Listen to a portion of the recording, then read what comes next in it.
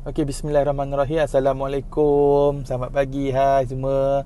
Okey, alhamdulillah, syukur pada Allah SWT kerana atas limpah kurnianya kita bertemu lagi pada hari ini. Okey, tujuan video ni buat adalah untuk memenuhi tugasan dua yang telah diberikan oleh pensyarah kami, iaitu Ustazah Izan Fahana binti Ibrahim di dalam subjek CTU 551 berkaitan dengan tamadun Islam dan tamadun Asia. Okey, sebelum tu, apa kata kita check out dulu intro daripada grup kan.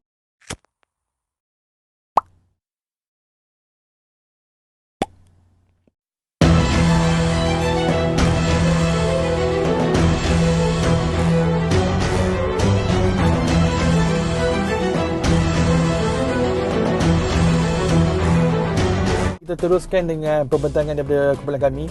Apa kata, jom kita berkenalan dulu dengan ahli kumpulan yang terdiri daripada 3 orang, 2 wanita dan seorang jejaka. Okey, jom cakap. Hai, Assalamualaikum. Nama saya Nur Fatin Nabila binti Zulkafli. Nombor matrik saya 2019494944.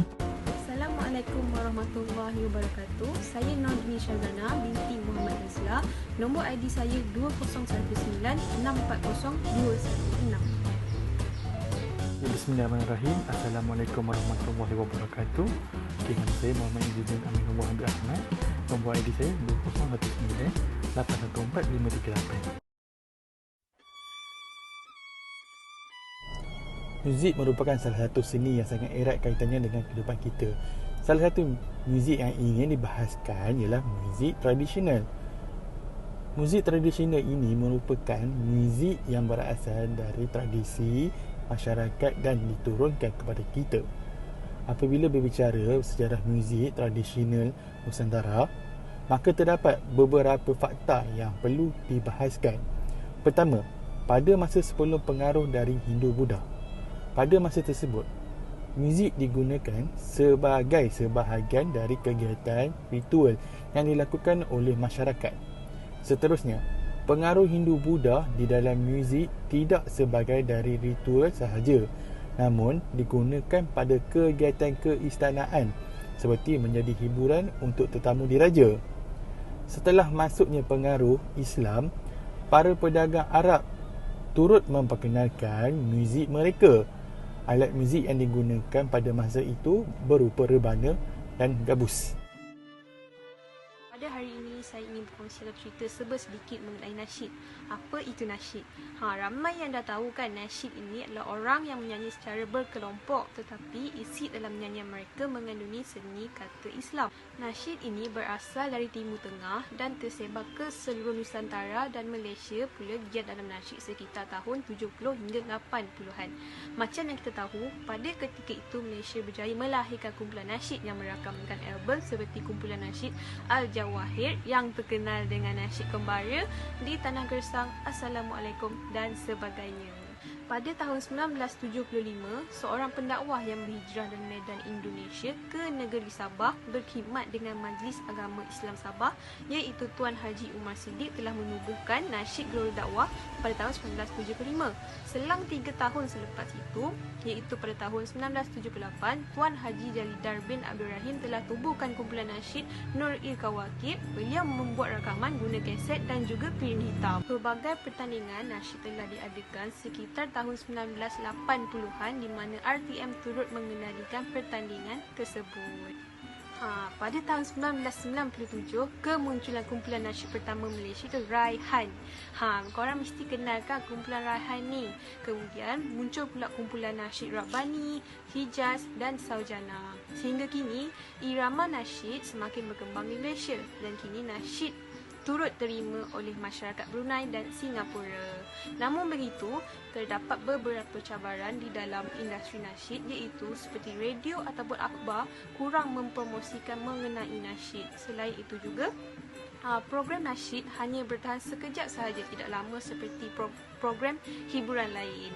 Jadi, cadangan saya untuk mempertahankan industri nasyid ini adalah rancangan reality nasyid perlu diadakan setiap tahun ataupun dengan lebih kerap Yang kedua pula, nasyid juga perlulah mengikut peredaran zaman kerana laluan promosi dapat diperluaskan. Jadi, ini sahaja yang ingin saya sampaikan serba sedikit mengenai nasyid. Sekian, terima kasih. Assalamualaikum semua. Secara taranum, Al-Quran tidak dapat dipisahkan dengan sejarah dan atau bermulanya peristiwa yang paling penting dalam umat Islam, iaitu peristiwa nuzul Quran di Gua Hira pada tahun 610 Masihi.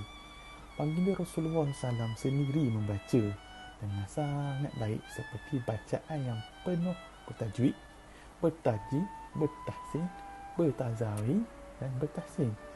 Baginda Rasulullah SAW juga menyuruh umatnya dan memerintahkan kita supaya ayat Al-Quran dibaca dengan suara yang elok, lunak, bertaranum, bertazawi dan bertahsin.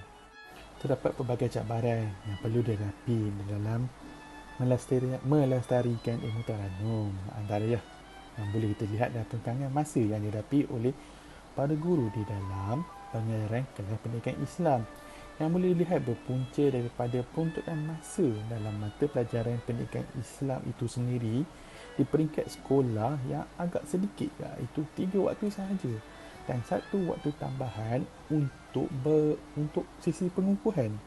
Masa ini yang sangat sedikit tidak dapat digunakan oleh para guru pendidikan Islam di dalam mengajar serta memberi tunjuk ajar di dalam ilmu taranum.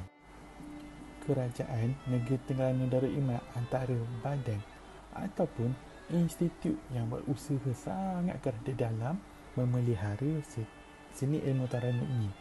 Antara usaha yang dilakukan ialah kewujudan majlis tilawah Al-Quran serta kesungguhan masyarakat itu sendiri. Yang kedua, kursus tahsin Al-Quran hasil daripada temubuah dengan Qori Negeri Terengganu itu sendiri menunjukkan kemahiran para qori diasah melalui kursus tahsin Al-Quran. Kursus tahsin Al-Quran yang telah dihadiri oleh para peserta yang terpilih sahaja. Pemilihan ini dibuat dan diadakan untuk memastikan pemilihan berdasarkan penyertaan qori yang berjaya di peringkat daerah, negeri dan kebangsaan di dalam majlis tilawah Al-Quran, anjuran Majlis Agama Islam Negeri Terengganu itu sendiri, Institut Al-Quran Terengganu serta anjuran JAKIM. Membaca Al-Quran dengan suara merdu dan berirama dalam istilah lainnya adalah dikenali sebagai tarani atau tilawah, dan ia tidak perkara asing di dalam Islam. Pada zaman Rasulullah SAW sendiri, pelaksanaan tilawah ini sudah dilaksanakan dan dipraktikkan. Malah di dalam satu hadis, Allah Ta'ala sangat menyukai pembaca Al-Quran yang memperkemaskan serta memperelokkan suaranya. Dalam hadis dan firman Allah, tidakkah Allah mendengarkan sesuatu sebagaimana dia mendengarkan nabinya membaguskan bacaan Al-Quran dan mengeraskan suaranya. Hadis riwayat Bukhari 7544, Muslim 792. Hadisnya yang direkodkan bukan golongan kami, orang yang tidak tarani dalam membaca Al-Quran. Hadis riwayat Bukhari 350. Marilah kita meningkat sedikit sejarah berkaitan kaedah tilawah di alam Melayu.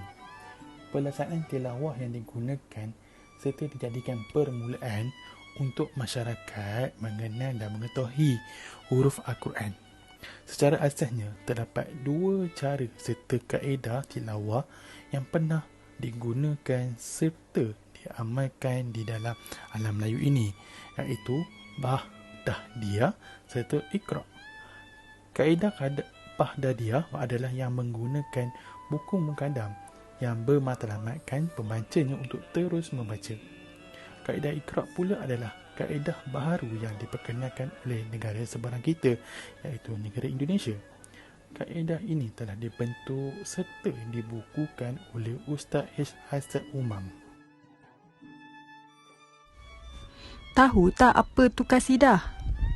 Kasidah adalah syair Arab yang sudah diamalkan sejak sekian lama, bahkan menjadi budaya masyarakat Arab sebelum kelahiran Rasulullah lagi. Selepas baginda diutuskan, seni syair Arab terus dialunkan tetapi mengalami perubahan apabila menjadi wadah untuk memuji Nabi Muhammad sekaligus menyebarkan dakwah Islam dan ilmu. Seni itu turut dikenali sebagai kasidah yang mengalunkan doa kepada Allah dan pujian-pujian kepada Rasulullah. Kasidah berasal daripada perkataan kasada yang bermaksud luahan hati. Manusia pertama yang berkasidah dengan memuji Nabi Muhammad ialah datuk baginda sendiri, iaitu Abdul Muttalib, yang kemudian dikenali sebagai selawat Adnani. Selawat Adnani antara yang hingga kini kerap dialunkan terutama dalam sambutan Maulidur Rasul kerana ia berkisar kegembiraan Abdul Muttalib dengan kelahiran cucunya Nabi Muhammad. Kasidah Burdah adalah antara kasidah yang termasyhur di dunia dan sentiasa menjadi hiasan bibir sebagai ingatan kepada Rasulullah di sebalik bait-bait ayat kasidah ini dan juga kemaduannya yang dilagukan. Kasidah kebanyakannya dikarang oleh awliya-awliya Allah yang mana mereka mendapat ilham daripada Allah ketika sedang mengarang kasidah tersebut. Oleh kerana itu, kasidah-kasidah dapat menusuk kalbu kepada sesiapa yang melagukan atau mendengar kasidah.